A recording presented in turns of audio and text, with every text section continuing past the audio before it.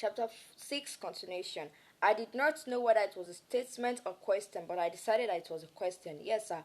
And I'm sorry, sir. Now that's good, my boy. We are sorry. That's very good. Ure, my boy. These 4 words, yes, I'm sorry, can save you a lot of stress if you always remember them.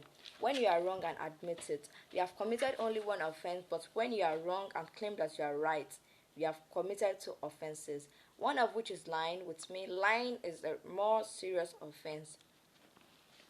He picked up the spoon again and began to eat as if there was nothing wrong with the rice.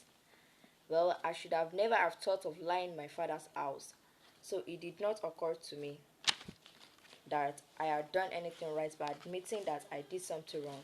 I continued to wait at the teacher's table. Now, my boy, teacher Steve continued after swallowing a mouthful. Next time, don't put a spoon into the pot until the rice is properly done. Then and only then and only then can you turn it over. Afterwards, you leave it on the fire for about 10 minutes, then you put it down ready to serve. Alright. Yes, sir. Now you can go. I left the room feeling that teacher Steve was not only a teacher at school but also at his house.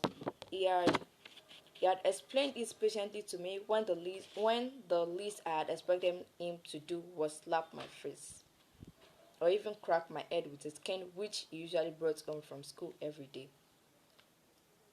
I was soon able to become an expert at cooking jollof rice, but never at cooking beans. I might have cooked them well enough times, but not half as good as my jollof rice. Whenever teacher Steve invited his friends for a meal in his house, he would ask me to cook jollof rice. I began to suspect that he must have boasted about how good my jollof rice was. Still chapter 6. I also had some problems at the beginning with keeping his house tidy. It was a big low house covered with corrugated iron sheets painted in red. It was built on a piece of land just on the edge of a little hill, and the view from the veranda was very lovely, a green carpet of palm fronds and tree branches on the valley below.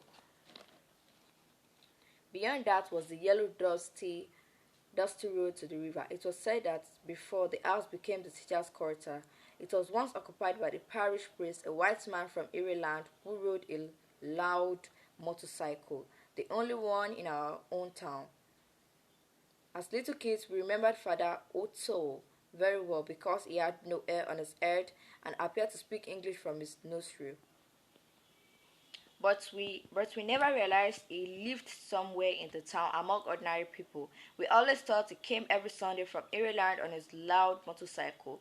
The house had 9 rooms plus the large sitting room.